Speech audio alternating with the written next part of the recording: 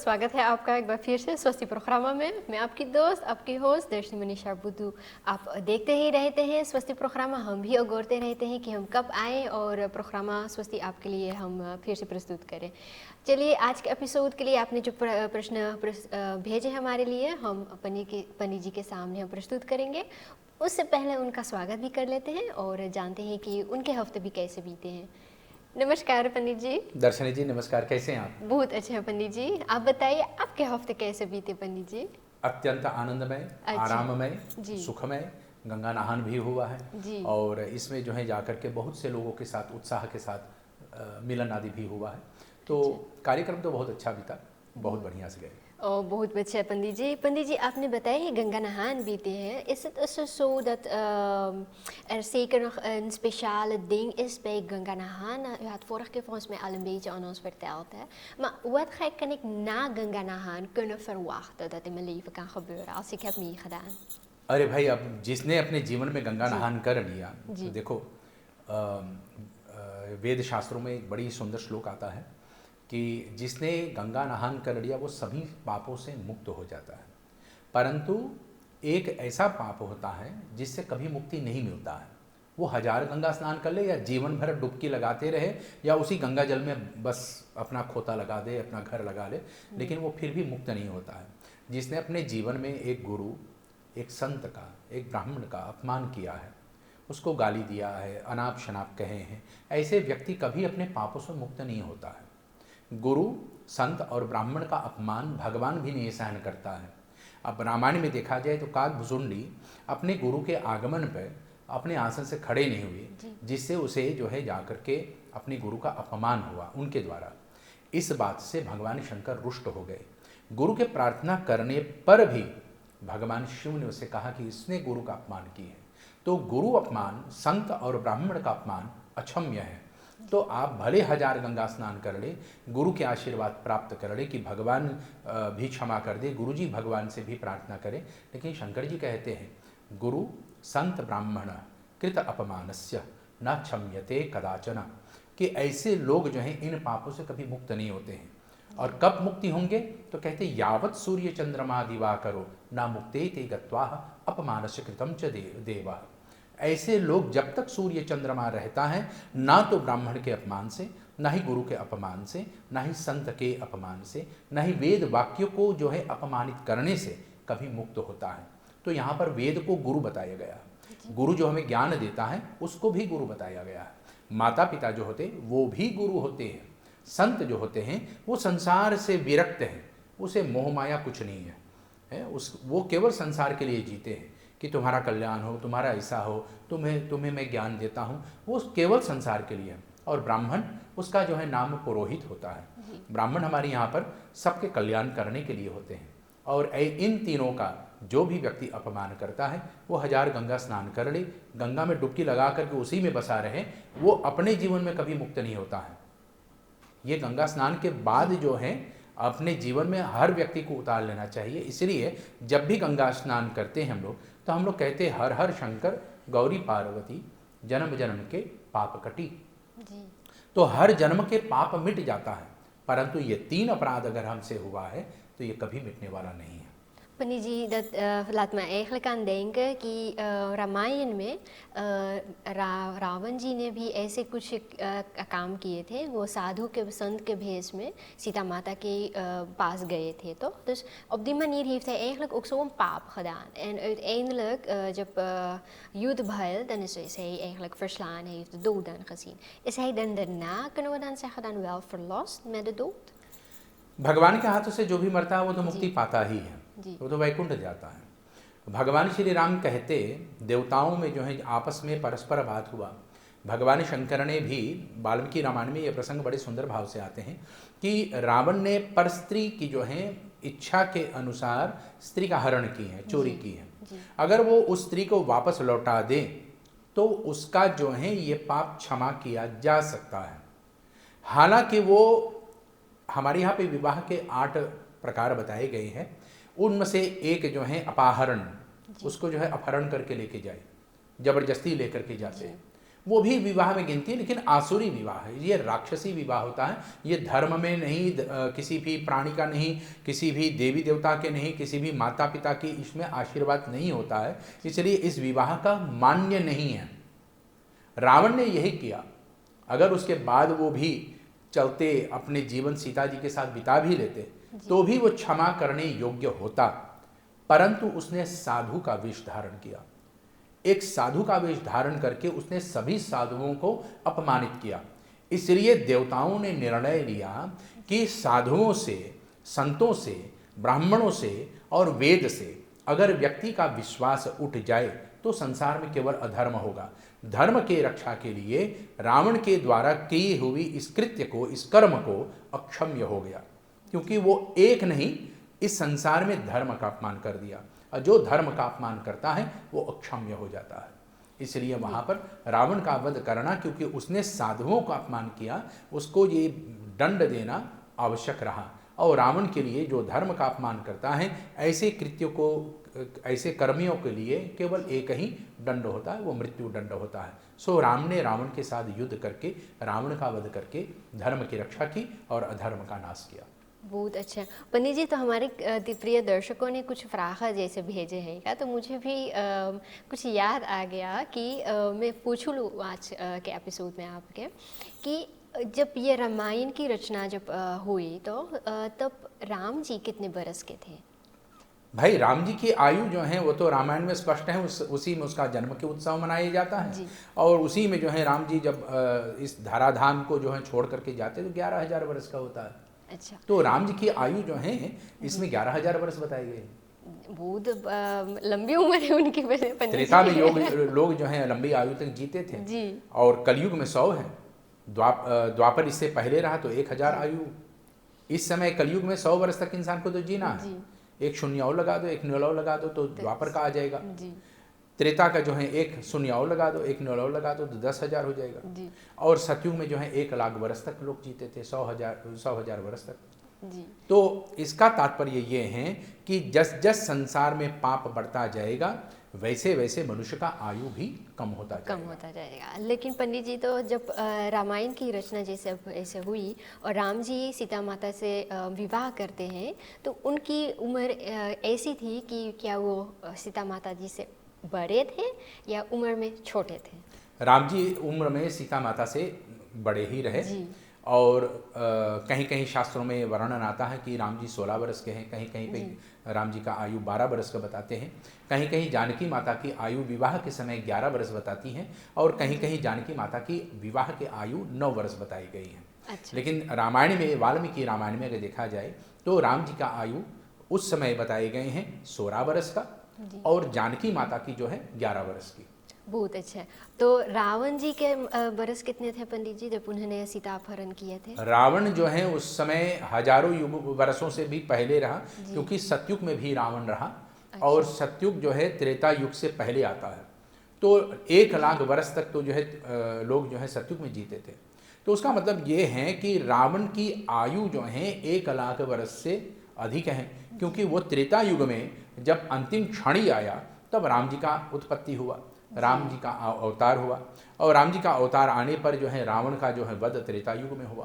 तो इसका तात्पर्य ये है कि रावण जो हैं पहले भी थे, और राम जी के साथ जब भेंट हुआ तो उससे कई वर्षों, 1000 वर्षों तक राम जी से बड़े रहे। अच्छा पंडित जी, ये एनालिसिस जो हमने करवाई ना आपसे, तो ये है इसके लिए क्योंकि हमारे दर्शकों ने प्रश्न पूछे हैं कि अगर विवाह करना है तो लड़का की या लड़की की उम्र एक्चुअली कितनी की होनी चाहिए?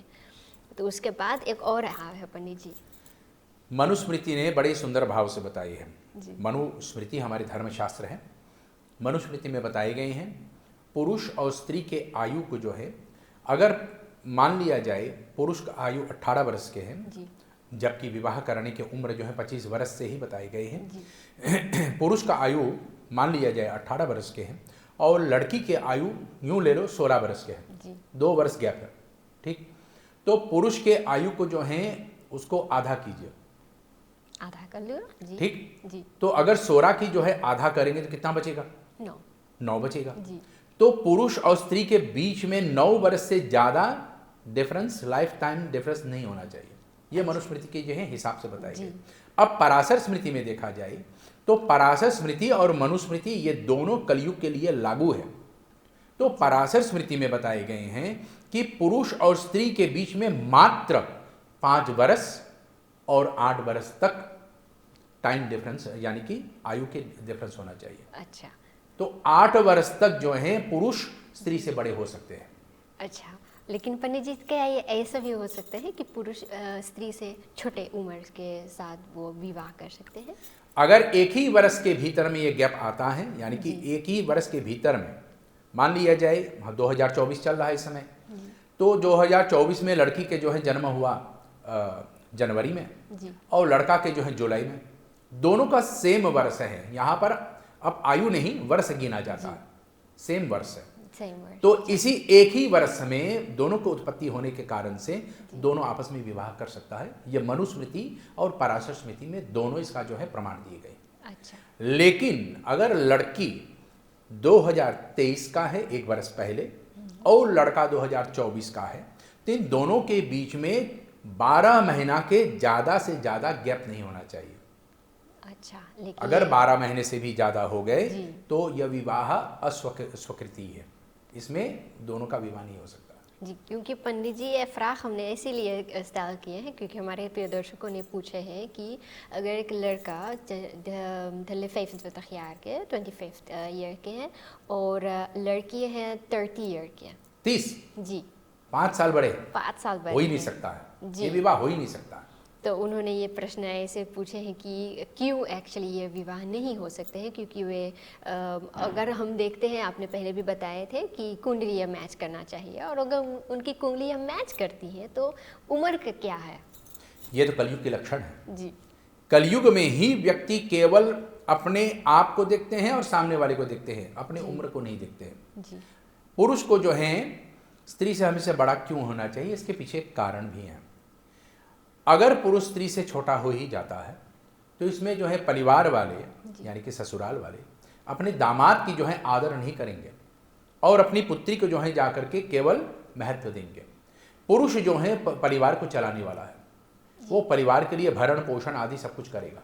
जिस दिन पुरुष जो है स्त्री से छोटा पड़ गया उस दिन वह अपने परिवार का भरण पोषण नहीं कर पाएगा।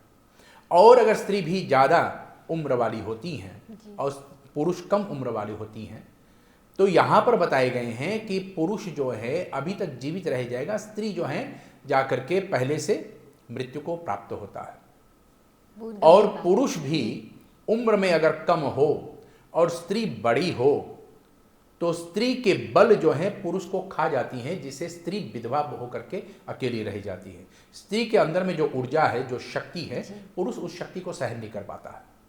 इसलिए पत्नी अगर पुरुष से उम्र में ज़्यादा है और पति कम है तो वो पत्नी जो है विधवा होकर के रह जाती है, क्योंकि ऐसी स्त्री अपने पति को, क्षमा करना इस शब्द को प्रयोग करना पड़ता है, वह स्त्री अपने पति को खा जाती है, यानी कि उसकी शक्ति पति को शक्ति को नष्ट कर देता है। तो ऐसे में पत्नी जो है विधवा होकर के रह जाती है। इसलिए धर्मशास्त्र कहते हैं कि पुरुष का आयु ही बड़ा होना चाहिए, क्योंकि पुरुष झुकता है शक्ति के सामने, शक्ति संसार के सामने नहीं झुकेगा, वो संसार को खा ही जाएगा। इसलिए स्त्री की उम्र ज़्यादा नहीं, पुरुष को उम्र ज़्यादा होना चाहिए। अच्छा, और आपने जैसे बताए हैं कि 8 से 9 बरस तक मुश्किल हो ही सके है, उससे ज़्यादा भी नहीं। उससे ज़्यादा भी नहीं। अच्छा, अगर मान लिया जाए पुरुष 21 वर्ष का है और लड़की जो है 9 वर्ष की है, तो क्या इन दोनों की विवाह शादी हो सकती है? तो यहाँ पर 21 और 9 के बीच में 11 वर्ष गैप आ गया है। ये 8 जो पराशर स्मृति कह रहे हैं, मनुस्मृति जो कह रहे हैं, और पराशर जो 9 कह रहे हैं, ये दोनों के विपरीत हो जाएगा। तो इसके माध्यम से ये विवाह नहीं हो सकता है। तो ऐसे में जो है यहाँ पर ना बोल देना चाहिए। और वैसे भी वह कन्या अभी बालिक है और बालिक का विवाह भी नहीं होता, जबकि पहले की रिवाज रहा कि स्त्री के मासिक श्राद्ध आरंभ होने से पहले उसकी कन्यादान कर दिया जाता था। उसी को कन्या कहते हैं, उसी को कन्यादान भी बताए गए हैं धर्मशास्त्र में। मासिक श्राद्ध यानी कि स्त्रियों की हर महीने आने वाली बीमारी से पहले उसका विवाह कर देना चाहिए था। उस समय पुरुष का आयु 16 वर्ष या तो 20 वर्ष या तो 25 वर्ष तक होते थे, और कन्या की आयु जो है जा करके बस 9 अथवा 10 वर्ष तक होती थी। तो ऐसे में टाइम गैप हो जाते थे, लेकिन जब तक वो बालिग नहीं होती तब तक पुरुष और स्त्री का जो है समागम नहीं होता। बहुत अच्छे। कुछ प्लेसेस में इंडिया में हमने सुने हैं पंडित जी ऐसे कि ये रिवाज भी अभी तक होते हैं, आज भी ये पटना में छोटे में सब वो जब बच्चे आपने जैसे बताए हैं 9 बरस के होती हैं तो उनकी विवाह करवा देते हैं, लेकिन अगर वो बालिग हो जाती हैं तो फिर से वे शादी के रस्म वो करते हैं। कोचिन में, केरला में, उड़ीसा में, पटना में, बिहार में जी। और उत्तर प्रदेश जो होते हैं जहाँ पर हमारी हिमालयी पर्वत की आरंभ है, वहाँ पर भी आज की ये संख्या 9 वर्ष की कन्या की जो है जाकर के वहाँ के लोग ऐसे 9 वर्ष की संख्या वाले कन्या की विवाह कन्यादान करते हैं। वहाँ पर भी बालिका का विवाह अभी होते हैं। हालांकि सरकार ने इसमें एक कानून बना दिया है, एक नियम बना दिया है कि स्त्री का विवाह 16 वर्ष से पहले नहीं हो सकती है और पुरुष का विवाह वो भी 16 वर्ष से नीचे नहीं हो सकते हैं। जी। तो ऐसे में जो है एक कानून बना करके बाल विवाह से सबको बचाने के लिए, ताकि कि स्त्री भी अपने पैरों पर खड़े हो सके, ये अच्छा है, ठीक है। लेकिन यहाँ पर धर्मशास्त्र के अनुसार भी देखना पड़ेगा कि लोक रीति, धर्म रीति क्या है और इसमें किसकी क्या हो सकती है। तो यहाँ पर आम तौर से इस कलयुग में सब लोग यही देखते हैं कि भाई स्त्री भी कुछ कैरियर बनाना चाहती हैं, वो भी अपने पैरों पर खड़े होने चाहती हैं, वो केवल हाउस वाइफ बन करके नहीं रहना चाहती हैं। तो ये सब ठीक है, मान्य है। पुरुष का भी अपने पत्नी की इस बात को आदर करना चाहिए। और अगर मान लिया जाए लड़के भी 9 वर्ष के हैं, पुरुष जो है 16 वर्ष के हैं और उन दोनों की जो है वागदान हो जाती है, यानी कि छेकाई हो जाता है, ठीक, तो इस बात को मान्य है। और विवाह 16 वर्ष तक, कन्या की 16 वर्ष होने पर और विवाह करे तो ये अच्छा होता है। जी, लेकिन हम जब ontwikkeling सबको हम देखते हैं तो पंडित जी, dan tot de leeftijd dat het dan wordt dat ze eigenlijk die doelhin dan in principe bij de doelhathuis zou moeten gaan, hoe ze hen dat vinden ze iemand anders bijvoorbeeld leuk en dan willen ze met die persoon dan gaan trouwen. Hoe kunnen we dit dan goed met elkaar dan afstemmen? इसीलिए हमारे यहाँ पर जब वागदान होते हैं तो वागदान और विवाह के पर्यंत में ज़्यादा समय अंतराल नहीं होना चाहिए। समय का अंतराल ज़्यादा नहीं होना चाहिए। अगर ज़्यादा टाइम जब हो जाता है तो हाँ, बीच में कोई और आ सकता है। और मान लिया जाए आप किसी तालाब में जो है मछली पकड़ने गए और वहाँ पर आपसे पहले कोई और मछेरा आ गया और उस मछली को निकाल करके लेके चले गए, तो जिसके साथ जो पहले से उस सरोवर में आया वहाँ पर मछली पकड़ने के लिए, वो तो खाली हाथ ही जाएगा। इसलिए धर्मशास्त्र कहते हैं आज की विवाह के पद्धति को देखा जाए और इसका प्रमाण मिलेगा विवाह सुपांग विधि में। इसमें प्रमाण मिलता है कि वागदान कम से कम 1 वर्ष पहले और 1 वर्ष के अंतराल में इसका विवाह हो जाना चाहिए। उससे ज़्यादा, यानी कि कुछ लोग कहते हैं कि 2 साल तक छेकाई छोड़ देते हैं, वागदान छोड़ देते हैं, 3 साल तक करके छोड़ देते हैं, भाई बीच में कोई और आ जाएगा, या तो फिर उसके जीवन में ऐसा परिस्थिति आ जाएगा कि विवाह से पहले सब बातें करना शुरू कर देगा, विवाह के बाद बात करना रह ही नहीं जाएगा। तो क्या फिर बातें करेंगे, चुप मारे कोने में बैठे रहेंगे। तो ऐसे में दोनों आपस में बोर हो जाएंगे और बोर होकर के फिर क्या प्रगति को प्राप्त करेगा। इसलिए वागदान और विवाह के अंतराल में केवल 12 मास तक अधिक समय दिया गया, उससे ज़्यादा नहीं। Meneer, u heeft het eigenlijk al zoveel keren al aangegeven dat het huwelijk geen spel is. Maar bijvoorbeeld in situatie में अगर आदमी अपन औरत से बोली van hey, ik kan toch wel niet meer met je mee, maar hoe kunnen we dit eigenlijk op een vriendelijke, op een goede wijze misschien van elkaar afstand nemen? अगर लड़की या लड़का दोनों आपस में कोई भी बात के कारण से एक दूसरे से कहते हैं कि भाई मैं आपके साथ आगे नहीं बढ़ सकता हूँ, तो उसे पहले इस बात को याद करना चाहिए कि मैंने अग्नि के सामने क्या वचन दिया, मैंने भगवान के सामने कौन सा प्रतिज्ञा दी है। और वो कोई छोटा चीज़ नहीं है, वो कसम होता है। जिन्होंने धर्मशास्त्र ने कहा है बड़े सुंदर भाव से कि अगर आपने भगवान की दी हुई वचन को निभा ही नहीं पाए तो संसार के वचनों के क्या मूल्य होगा। इसलिए यहाँ पर धर्मशास्त्र कहते हैं कि अगर आपको जो है दूसरा विवाह करना है तो अपने पत्नी से पूछ करके करें, पहली पत्नी से आज्ञा ले लें, अगर वो सहमति दे तो आप दूसरा विवाह कर सकते हैं, लेकिन दोनों को साथ में रहना पड़ेगा। और दोनों साथ में रहेंगे तो बहन बहन बन करके रहेगा और एक पति के साथ। लेकिन आज के कानून जो कहते हैं बिखामी जिसको कहते हैं, ये अलाउड नहीं है, ये नहीं हो सकता। कानून के अनुसार एक गृहस्थी में एक व्यक्ति के दो लोगों से साथ विवाह करके ऐसे जीवन नहीं व्यतीत किया जा सकता है। ये बिखामी हो जाएगा। बिखामी इस्तिराफबार, इस पे दंड आधारित हैं, तो दंड के आधार पे यह ऐसा हो नहीं सकता है। लेकिन अब हो गया है ऐसी परिस्थिति कि जहाँ पर पत्नी अपने पति से या पति अपने पत्नी से कहते कि भाई आपके साथ जीवन बिता करके मैं पछता रहा हूँ, मुझे आपके साथ नहीं रहना है, इत्यादि इत्यादि, आपस में जो है विक्षेप करने का जो है ऐसा सुअवसर आता है, एक दूसरे से अलग होने का जो है सुअवसर आता है। तो लोग अक्सर जो है भूल जाते हैं कि एक दूसरे के साथ जो अच्छाइयाँ मैंने बिताई हैं, जो अच्छे अच्छे समय रहा, उसको हम भूल जाते हैं, केवल आज पर देखते हैं।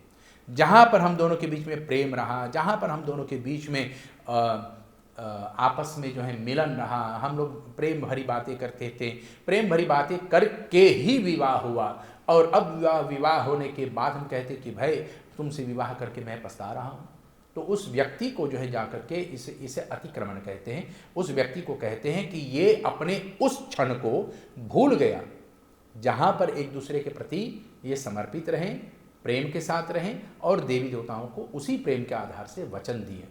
अब जो है वो इस वचन से विमुख हो रहे हैं, और इस वचन से विमुख होने का तात्पर्य ये है कि भगवान की दी हुई वचन को मैं नहीं निभा रहा हूँ। इसमें धर्मशास्त्र एक और प्रसंग दी है कि अगर दोनों प्राणी के बीच में मतभेद उत्पन्न हो जाता है, मतभेद यानी कि मेनिस्पर्शे, अगर दोनों प्राणी के बीच में मतभेद होता है, ये एक दूसरे को जो है सहन नहीं कर पाते हैं, एक दूसरे को देख नहीं सकते हैं, एक दूसरे के साथ बैठ भी नहीं सकते, एक दूसरे के साथ बातें भी नहीं कर सकते हैं, तो धर्मशास्त्र से कहते हैं कि इन दोनों को वानप्रस्थ में चला जाना चाहिए। ये क्या होता है वानप्रस्थ? हमारे यहाँ पे जीवन को बिताने के लिए 4 आश्रम बताए गए। अच्छा।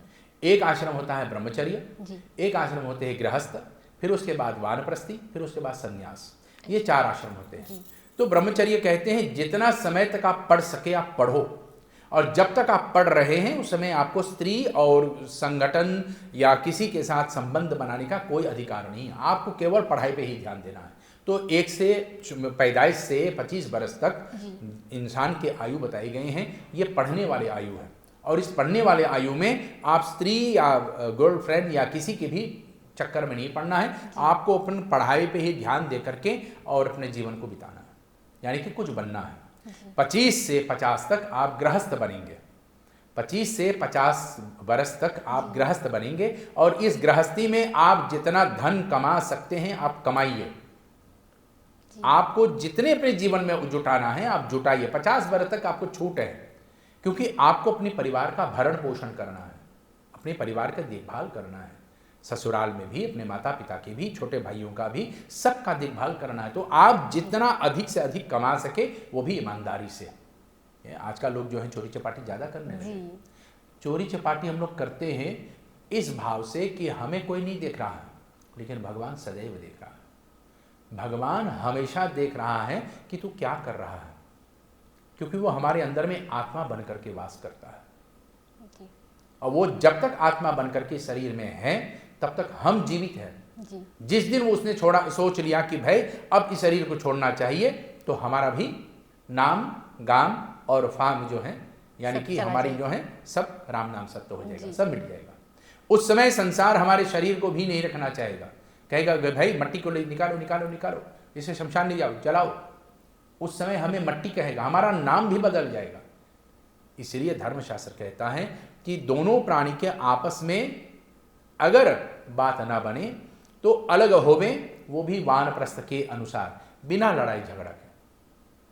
तेरा तुझको अर्पण, मेरा मुझको अर्पण, तू अपना स्थान पे सुखी रहो, मैं अपने स्थान पे सुखी रहूं, ठीक। और वहां पर मतभेद नहीं होना चाहिए कि भाई तू इतने सामान लेकर के चले गए। इसलिए वहां पर दोनों को बीच में एक मध्यस्थ को बनाना चाहिए, मीडिएटर जिसको कहते हैं। दोनों के बीच में किसी एक को मध्यस्थ बनाना चाहिए, और वही मध्यस्थ जो बनता है, कोई गुरु, कोई संत, कोई पुरोहित होता है, जो इन दोनों को समझा करके बताते कि भाई देखो तुमने इतने लेकर के आए हैं जिससे ये घर बनी है, इस घर में जो बना है इसको आधे आधे करके तुम इतना लेकर के जाओ, वो इतना लेकर के जाओ, आधे से तुम अपना जीवन चलाओ, आधे से वो। इसको विच्छेदन कहते हैं, और इसी को वानप्रस्थ भी कहते हैं। यहाँ से विच्छेदन होता है दोनों का, यहीं से वानप्रस्थ होता है। लेकिन उसका मतलब ये नहीं कि ये दूसरा विवाह फिर करते चले, क्योंकि एक का वचन जो हुआ जी। वो वचन होता चलेगा। लेकिन उस वचन से पंडित जी अगर बच्चे भी हुए तो बच्चों के कैसे हम फडेल करेंगे पंडित जी? जहाँ पर जिस परिवार में जिस पति पत्नी के बीच में एक बच्चा या दो या तीन या कितना भी हो, जी। बच्चे आ गए तो उस समय पति और पत्नी का जो है अपना जीवन समाप्त, उनका जीवन केवल उस बच्चे के जो है भविष्य के लिए है। जी। उनको अपना नहीं देखना चाहिए, उनको केवल उस बच्चे को देखना चाहिए कि हमको देख करके वो बच्चा अपने पैरों पे खड़े होगा और अपने पैरों पे खड़े होकर के संसार में वही प्रदर्शन कराएगा जो हम उनको दे रहे हैं। यानी कि माता पिता उस बच्चे के लिए आईना है, आईना में वो जो देखेगा वही संसार में चलाएगा। इसलिए वहां पर माता पिता का जो है उनका अपना निजी जीवन समाप्त होता है, केवल उस बच्चे के लिए जीना और उस बच्चे के भविष्य परवरिश के लिए उसे आगे बढ़ना है। ये माता पिता का दायित्व होता है, उसका प्रथम धर्म बन जाता है। और ये पहला धर्म उसका ये केवल इस संस्कार को संसार में आई हुई संतान को संस्कार देना है। और जो इसको संस्कार देता है वो पिता उसको धर्म के आधार से और माता उसको प्रेम के आधार से।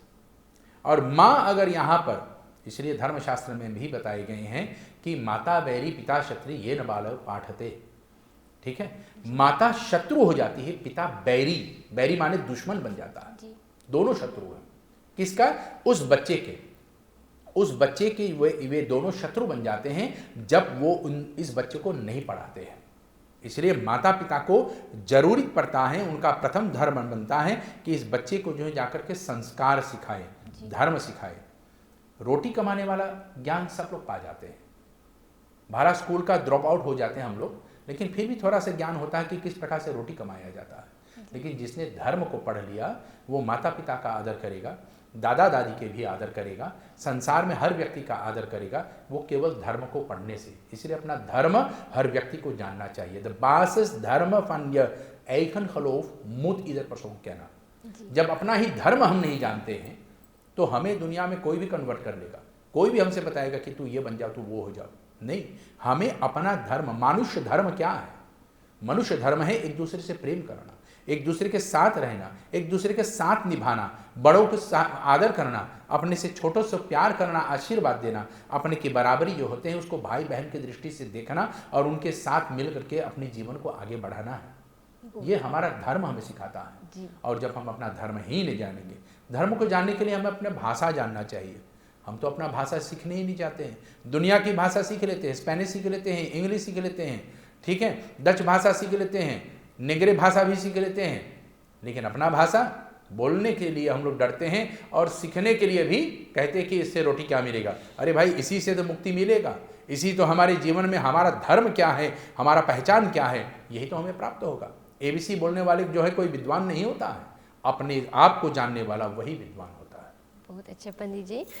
Pandit ji, als u dat zo heeft aangegeven, oké, maar dan nog, als er twee mensen zijn zeker wel dat ze beloftes aan hun hadden gemaakt, maar तब अपने में न बने हैं और मन लड़का आएगी है en ze willen toch wel met vrede ook apart dan gaan. Hoe beslissen we dan in principe van blijft het kind bij de moeder en gaat het dan weekenden bij vader? कैसे हम लोग एक regel कर सकें of moet er dan toch wel zijn van ze willen toch apart zijn, maar de kiapen ook kontje mangen keren, bab de kiapen ook kontje mangen keren en dan blijven ze nog steeds in één huis. Maar is dit dan wel een gezonde opvoeding dat ik aan het kind ga geven? जिसने भी ये प्रश्न किए हैं बड़े गंभीर समस्या में पड़े हैं। जी। देखो, जब बच्चे को जो है दो के बीच में बांट करके रखना पड़ता है तो बच्चा जो है बंटवारा के सिवा कुछ नहीं सीखेगा। और बंटवारा में वो बच्चा जो है अपने माता पिता के जो हैं आदर करना भी भूल जाएगा कि पिताजी के पास जाता हूँ तो मुझे सब कुछ अनुमति है, सब कुछ करने का। माँ के पास आता हूँ तो ये करो, ऐसे करो, ये नहीं करना है, वो नहीं करना है। या तो उल्टा होता है कि पिताजी के पास जाते हो तो पिताजी कहते हैं कि ये नहीं करो, वो नहीं करो। और बच्चे जो है यहाँ पर अब तुलना करेगा, है खत वीखन, वो तुलना करेगा कि किसके पास रहने से ज़्यादा प्रेम मिलता है, ज़्यादा छुट्टी मिलता है, कि स्वतंत्रता मुझे है। और माता के पास रहेंगे तो माता के पास क्या मिलेगा, क्या नहीं मिलेगा।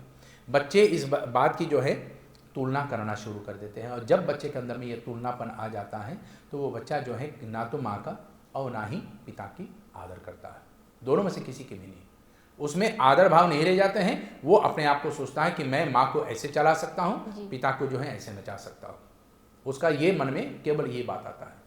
अब दोनों आपस में विच्छेद हो गए, अलग हो गए, लेकिन उन दोनों को ये बात समझना चाहिए कि बच्चों को जो है अगर भविष्य देखना है तो मिल करके देखें, कोई एक अकेले ना देखें।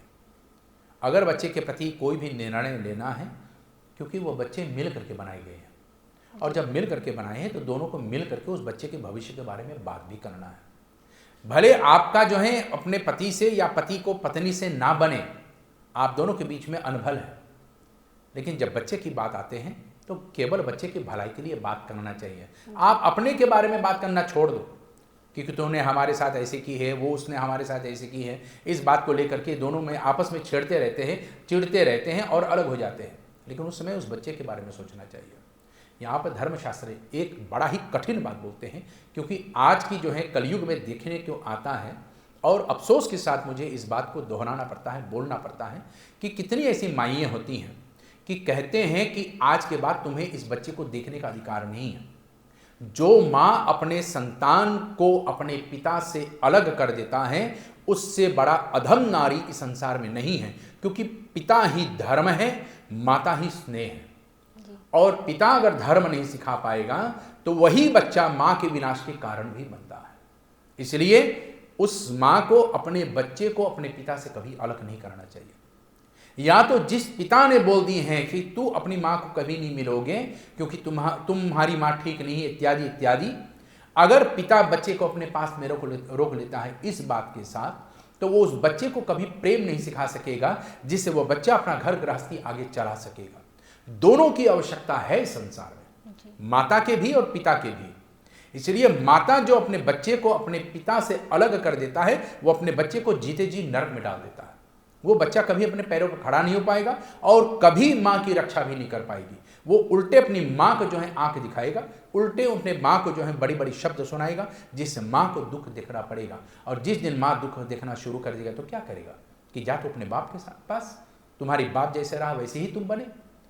तो वो गाली जो है, वह संस्कार तो वो पिता से पाई नहीं, वो माँ से ही आती है। इसलिए दोनों के साथ बराबर प्रेम के साथ मिलना उस बच्चे को जो है अधिकार है, किसी एक के साथ अकेले रहना नहीं। अब तो यहाँ पर लड़ाई भी होने लगे हैं कि वो बच्चा किसके साथ रहे, पिता के साथ रहे या माँ के साथ। तो यहाँ पर धर्मशास्त्र कहते हैं क्योंकि माँ ने 9 महीने उस बच्चे को अपनी कोख में धारण की हैं, इसलिए बच्चे का सबसे पहले, वो भला बेटा हो या बेटी हो, सबसे पहला अधिकार अपने माँ के साथ रहने का है।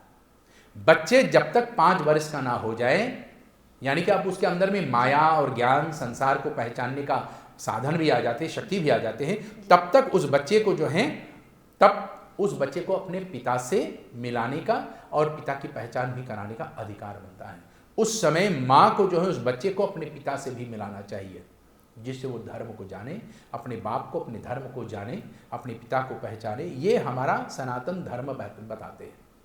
और जो व्यक्ति इसको पालन नहीं करते हैं, जो माँ अपने बच्चों को अपने पिता से अलग रखते हैं, वो अत्यंत कष्टदायी बन जाता है। और जिसने अपने बच्चे को अपनी माँ से जो है वो उनकी माँ से अलग रखे हैं, वे उस बच्चे को कभी प्रेम नहीं सिखा पाएगा और क्रूरता अपने जीवन में पाएगा। वही बच्चे अपने पिता को जो है अनेक प्रकार के अनशब्द कह करके और उसे जो है असंस्कारी बन जाता है। वही बच्चे संसार में पाप कृत्य कर्म में लग जाते हैं। जो परिवार के चिराग होना था, वो परिवार के लिए आग बन करके आ जाता है।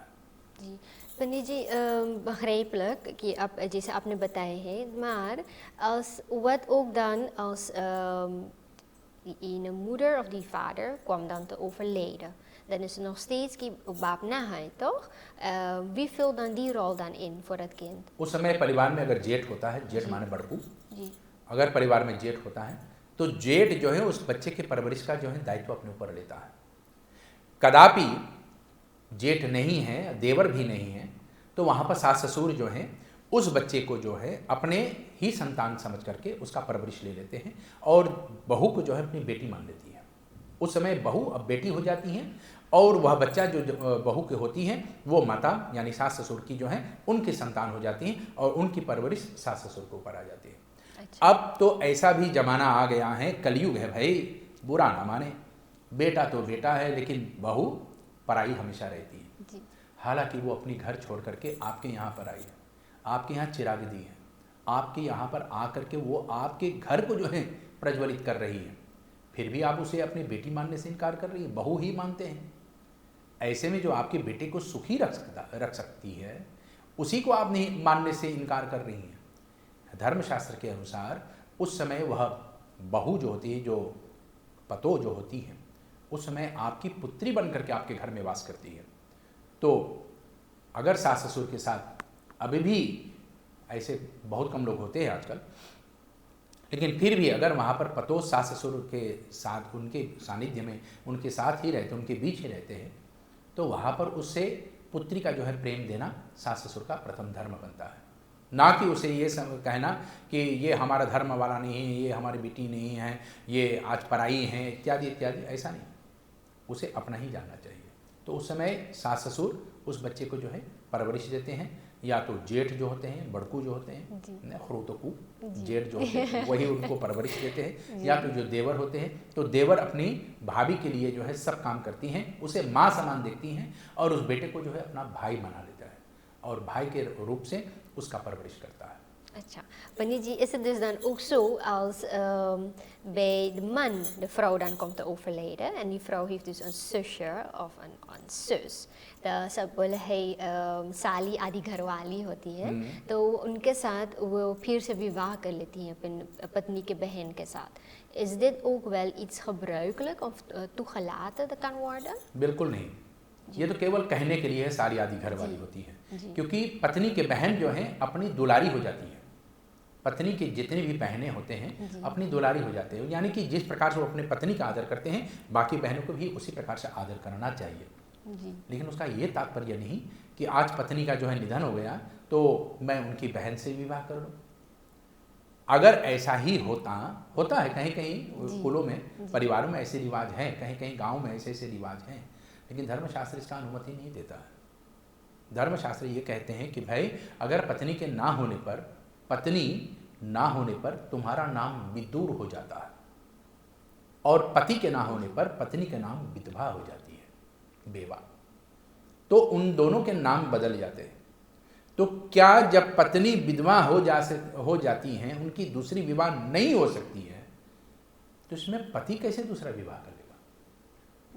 दोनों पे सेम लागू होते हैं, धर्म के अनुसार दोनों सेम लागू होता है। लेकिन हाँ, अगर इसमें धर्मशास्त्र कहते हैं, धर्मशास्त्र में ये भी है कि उस कन्या के लिए, उस देवी के लिए जो माँ है, एक संतान या दो संतान की माँ है, उसके आसपास में आमने सामने कोई नहीं है जो उनकी रखवाली कर सके, उनको सहयोग दे सके, सहायता दे सके, तो ऐसे में वो गंधर्व विवाह करके किसी के साथ अपना जीवन बिता सकते हैं, केवल उस बच्चे के परवरिश के लिए, केवल उस बच्चे के परवरिश के लिए। अगर पिता है और पिता के साथ एक पुत्र है और पत्नी अपनी ही रही, तो उस पुत्र के पालन पोषण में कोई भी पत्नी उनका साथ भी दे सकते, तो पति भी यहाँ पर गंधर्व विवाह करके कोई भी पत्नी को घर में लाकर उस बच्चे के परवरिश के बारे में आगे बढ़ सकते हैं। लेकिन उसका दायित्व केवल पत्नी का जो नई पत्नी आएगी उस बच्चे के परवरिश के हेतु है। वहाँ पर उन दोनों के बीच में ऐसा कोई भी धार्मिक जो है संबंध नहीं उत्पन्न होता है, केवल उस बच्चे के परवरिश के हेतु। तो यहाँ पर उसको जो है छोटी माँ भी बताई गई है। तो ऐसी छोटी माँ जो होती हैं तो उस बच्चे के परवरिश के लिए है, लेकिन पत्नी जो आई हैं, नई पत्नी जो आई हैं या नई पति जो आई हैं, वो उनके पहले पति और उनकी पहले पत्नी का कभी निरादर नहीं करना चाहिए, क्योंकि जो बीत गया वो हम बदल नहीं सकते, लेकिन जो आने वाले हैं उसको हम संवार सकते हैं। बहुत अच्छे। और उसको संवारने के लिए हमारे पास बुद्धि होना चाहिए, और जो बिना ज्ञान बिना बुद्धि का ऐसा कर्म को करता है वो बहुत भयंकर संकट में भी पड़ सकता है। जी पंडित जी, dus dan hebben we nog een vraag. Behalve als we मैं आपको एक बात से रोकना चाहता हूँ। जी पंडित जी, आपको ये प्रश्न जो है हमारे दर्शकों ने किस भाव से भेजे हैं, ये क्या सोच करके हमारे दर्शकों ने भेजे हैं इस प्रश्न को? पंडित जी पता नहीं है, पूछना पड़ेगा हमारे प्रिय दर्शकों, लेकिन देखते हैं कि जैसे हम स्वस्ति प्रोग्रामों को आगे बढ़ाते हैं कि लोग कई जितने ये vragen होते हैं waarschijnlijk पूछ नहीं पाते हैं, dus we bieden een mogelijkheid, dus उस बना पर mogelijkheid का मोई से gebruik करें हैं पंडित जी। मैं इसलिए इस प्रश्न को पूछ रहा हूँ आपसे, क्योंकि आजकल इस संसार में न केवल सूरीनाम में अन्य अन्य देशों में भी देखने को मिलता है, यहाँ ये तक होता भारत है। में भी। जी भारत में मैं काफ़ी ऐसे लोगों को भी जानता हूँ जिनका विवाह हो गया। मैं जानता हूँ कि भारत के लोग भी इस प्रोग्राम को देखते हैं, क्योंकि हमको मैसेज करते रहते हैं। कुछ हमारे अच्छा। अपने भी लोग हैं और कुछ अन्य लोग हैं। ये प्रोग्राम जो है भारत में बहुत ज़्यादा विख्यात हैं। कुछ लोग ट्रेन में देखते हैं, कुछ लोग फ्लाइट में बैठ करके देखते हैं, कुछ लोग चलते फिरते कोने में बैठे हुए देखते हैं, कुछ लोग रसोई में पकाते हुए देखते हैं। जी और ऐसे मैं 3 लोगों के निसंदेह जानता हूँ, एकदम पक्का, जी जिनका विवाह हुआ, विवाह कट भी गया, टूट भी गया, लेकिन कहते हैं कि पंडित जी आपके वचनों के अनुसार हमने दूसरा विवाह नहीं की। उनमें से 2 कन्या हैं और 1 पुरुष है। ये सब अलग अलग हो गए, लेकिन कहते हैं कि अगर हमने भगवान के दिए वचन निभा नहीं पाए तो हम दूसरा विवाह नहीं करेंगे। हालांकि वो अपनी भरी जवानी में है, लेकिन उन्होंने कभी दूसरा विवाह नहीं किया, ना कन्या ने, ना वो स्त्रियां और ना ही वो पुरुष। अच्छा, इसलिए मैंने ये प्रश्न पूछा कि ये आपको ये प्रश्न कहाँ से आया। तो शायद उन्होंने पहचे पंडित जी मारन nog steeds अपना जान सके है कि समय कब बदल जाए en je ontmoet weer iemand toch फिर कोई से मोय लगल और फिर denkt van ओके हम प्यार होएगा आपको फिर मैं से। टोकना चाहूंगा, जी पंडित जी। विवाह केवल मोय लगने पर नहीं होना चाहिए। अच्छा, लेकिन प्रेम विवाह होना एक चाहिए। दूसरे के आचरण पर भी निर्भर होना चाहिए कि कोई पत्नी और पत्नी दोनों एक दूसरे के पूरक है।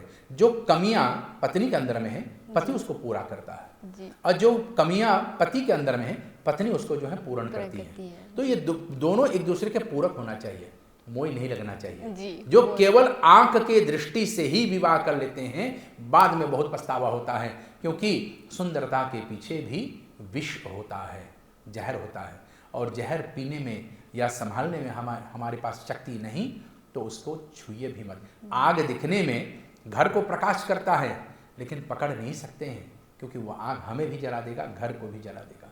इसलिए आग को उतना तक सुंदर रखो जितना हमारे लिए योग्य होना चाहिए। बहुत अच्छे पंडित जी, maar dan nog हमारे दर्शकों ने बहुत रकम के दूसरे vragen भी भेजे हैं, तो सब koppel हुए हैं अपने में। Als we dus al deze dingen gaan hebben, जैसे हम ब्याह करेलो, शादी करेलो, पूजा हवन हलन करेलो, dan hebben we heel veel dat we dan vaak ook gebruik maken van mantras। अब आवे मंत्र के बारे, तो मंत्र अब मांगे लोग जाने कि बीच मंत्र एक हुए है और मूल मंत्र भी एक हुआ है। Wat is het verschil tussen die बीच मंत्र en die मूल मंत्र? हमारे यहाँ मंत्र 4 प्रकार के होते हैं। अच्छा, तो 4 होते हैं, 4 प्रकार के, 2 नहीं, अच्छा, 4 प्रकार के मंत्र होते हैं। उसमें सबसे पहले जो है सावर मंत्र होता है। जी सावर मंत्र मैं नीचे से ही शुरू करता हूँ, अच्छा, ऊपर तक जाता हूँ। जी सबसे पहले नीचे वाला जो मंत्र होता है वो सावर मंत्र है। सावर मंत्र माने कि जैसे मजाक के रूप में आपसे बोल रहा हूँ, दर्शकों आप इस बात को अन्यथा ना ले। किसी ने मुझसे पूछा कि भाई पंडित जी मुझे बताइए, मैं उस व्यक्ति को पाना चाहता हूँ, क्या बोलूँ, कैसे करूँ, कोई मंत्र है मुझे बता दो कि मैं उसको पा जाऊँ। तो मैंने उससे बोला भाई कि उनके साथ सामने जाओ और उनके सामने बोलो चलो चलो भागो भागो हमारा हो जाओ जी, ठीक है। ये एक मंत्र के रूप में आप उसके सामने बोल दो। जी तो मजाक के रूप में मैंने उनसे बोल दिया हंसते हंसते। तो उसने बोला कि क्या ये काम करेगा। तो सावर मंत्र भी इसी प्रकार से होते हैं कि मान लिया जाए किसी को झाड़ने का जो विधान होता है, तो अनेक अनेक प्रकार के विधि बताए गए हैं, जिनमें से एक झाड़ने का मंत्र होता है कि तुम्हारी नज़र किसी और को चला जाए, तुम्हारी नज़र तुम्हारे ऊपर से उतर जाए और तुम स्वस्थ हो जाओ। इसको सांवर मंत्र कहते हैं। यहाँ पर बोलना, जैसे हम आम जनता से बात करते हैं कि भाई मैं तो चाहता हूँ कि तुम्हारा काम बन जाए, तुम धनी से धनी बन जाओ, तुम्हारे जीवन का सब काम बनता ही रहे और तू चमकता ही रहे। और इसी को जो है हम एक लय से बोलेंगे, ये लय माने एक धुन में, तो ये सावर मंत्र बन जाता है। तो सावर मंत्र जो है जो खुद की बनाई हुई है, अच्छा, संतों के द्वारा, ऋषियों के द्वारा, साधुओं के द्वारा, ये वेद में इसका प्रमाण आदि नहीं मिलेगा। अच्छा, लेकिन कुछ लोग कहते हैं पंडित जी क्या ये पॉजिटिव बोलना है या एफर्मेशन के समान होते हैं ये सावर मंत्र आपने जैसे ये सावर मंत्र जो होता है इसमें केवल पॉजिटिविटी होना चाहिए जी, कि इसमें केवल ऊर्जा शुद्ध होना चाहिए, उसके बोलने का जो है विचार शुद्ध होना चाहिए। तो ये सावर मंत्र होता है। फिर उसके बाद आता है अब मूल मंत्र। तो मूल मंत्र जो है जाकर के जिस प्रकार से वो मंत्र बताए गए हैं उस मंत्र को जो है मुझे अपने जीवन में उतारना है। अब ये मंत्र बताए कहाँ गए हैं, तो ये हमारे जो इंद्रजाल होते हैं, झाड़ने फूकने का जो है मंत्र महोदधि है, मंत्र सागर हैं, मंत्र विग्रह है, मंत्र अनुसारणी है, अनेक अनेक ग्रंथ बताए गए हैं जिसमें झाड़ने फूकने का जो है, पीलिया झाड़ने का, नज़र झाड़ने का, ये इसमें विधान बताए गए हैं। तो ये सब विधान इन्हीं ग्रंथों में बताए गए हैं जो अन्य ग्रंथों से संबंध नहीं रखता, तो इसको मूल कहते हैं। केवल इसके लिए ये मूल मंत्र है। मूल माने कि ये मंत्र केवल नज़र झाड़ने के लिए, ये मंत्र केवल जो है पीलिया झाड़ने के लिए, ये मंत्र जो है केवल पीरा झाड़ने के लिए है, ठीक। तो इसको मूल मंत्र कहते हैं। तो मूल जो है केवल उसी के लिए काम में ला सकता है और किसी के लिए नहीं। अब आता है बीज मंत्र। बीज मंत्र जो है एक मंत्र का जो है उसका जो है शॉर्टकट होता है। मंत्र का जो शॉर्टकट होता है वो उसको कहते हैं बीज, द कैरन, और इसी मंत्र से जो है जाकर के बाकी मंत्र भी उत्पन्न होता है। तो ये इसका ये बीज होता है। और बीज का मतलब है जो इसको हम लगा देंगे ठीक से तो मंत्र का जो है उच्चारण भी ठीक होगा, मंत्र का शक्ति भी ठीक होगा। तो बीज का मतलब है कि एक बिया जिस तरह से हम जमीन में लगाते हैं और उसके बाद हमें और फल मिलेगा, ये बीज मंत्र है। अच्छा, तो उसको लगाना पड़ता है जी। और एक मंत्र होता है वेद मंत्र। जिस मंत्र को वेद ने बता ही दिया कि इसको करने से तत्काल आपको उसका फल मिलेगा, उसको वेद मंत्र कहते हैं। वेद माने जानना, वेद का अर्थ होता है जानना। तो क्या जानना चाहिए कि इस मंत्र के अंदर में 4 शक्तियां होते हैं, देव, ऋषि, छंद और शक्ति। ये 4 इसमें परिकरण बताए गए हैं और इन चारों को जाने और इसको जानने के बाद तब वेद मंत्र का उच्चारण करें, तब तत्काल इसका फल मिलता है। तो सबसे पहले बताए गए हैं कि इस मंत्र का देवता कौन है। तो देव कौन है, इस मंत्र को कौन से ऋषि ने सबसे पहले अपने जीवन में उतारा है, उस ऋषि ने किन किन किन प्रकार की शक्तियों को प्राप्त की, इसलिए देव ऋषि। अब आया है छंद। इस मंत्र को गाया कैसे जाता है, मंत्र को गाया जाता है, बोला नहीं जाता है, गाया जाता है। तो इसको कौन सी धुन में गाना चाहिए और इस मंत्र को करने से कौन सी शक्ति मिलेगा, ये 4 अगर हम जान जाए तो उस मंत्र का तत्काल फल हमें प्राप्त हो जाता है। तो मंत्र में जो है केवल मूल और बीज मंत्र नहीं होते हैं, सावर मंत्र होता है, फिर उसके बाद मूल मंत्र होता है, फिर बीज मंत्र होता है, फिर वेद मंत्र होता है। 4 प्रकार के मंत्र। बहुत अच्छा पंडित जी। पंडित जी, हमारे एपिसोड के अंत में हमें कौन सा मंत्र भी ऐसा बताना चाहिए, आप बता दीजिए। ऐसे कौन मंत्र भी होते हैं? भाई आपके लिए बस यही मंत्र हैं, देखते रहिए, सीखते रहिए और ज्ञान को अपने अंदर में धारण करते रहिए। यही मंत्र आपके लिए बस सावर मंत्र के रूप में आ जाएगा। तो देखो, सीखो और अंदर में धारण करो। यानी कि तात्पर्य ये होता है कि कान से सुन करके दूसरे कान से जो निकाल देता है वो बेकार हो जाता है, और कान से सुन करके मुंह से बोल करके जो निकाल देता है वो फिर भी चलेगा क्योंकि आपके द्वारा किसी को प्राप्त होगा। लेकिन जो कान से सुन करके अपने अंदर में धारण कर लेता है, अपना जीवन उसी प्रकार चलाता है, वही महान हो जाता है। तो इसलिए आप देखिए, सुनिए और अपने अंदर में धारण कीजिए। यही सीखने का सबसे महान उद्देश्य होता है। बहुत अच्छा पंडित जी। हमने ऐसे प्रश्न इसलिए पूछा है क्योंकि मुझे बोलना ही पड़ेगा कि आज के एपिसोड के हम अंत में आ गए पंडित जी। हमें अपने डायरेक्टर से बात करना पड़ेगा। जी हम आपको बहुत बहुत धन्यवाद देते हैं पंडित जी, आपने अपना समय निकाल कर हमें फिर से ज्ञान प्राप्ति हमने किए हैं, हमारे प्रिय दर्शकों के फ्राख आपने बांध तोड़ किए हैं। हम देखते हैं अगले एपिसोड में हमें क्या वो फ्राख मिलते हैं। तो हम फिर मिलेंगे अगले एपिसोड पंडित जी। धन्यवाद। तो प्रिय दर्शकों, इसी के साथ हम आ गए हैं आज के एपिसोड के अंत में, लेकिन ये आखिरी बार नहीं है। हम फिर मिलेंगे अगले हफ्ते। आपको हम एक शुभ रात्रि तो आंसर करते हैं और फिर मिलेंगे। नमस्कार।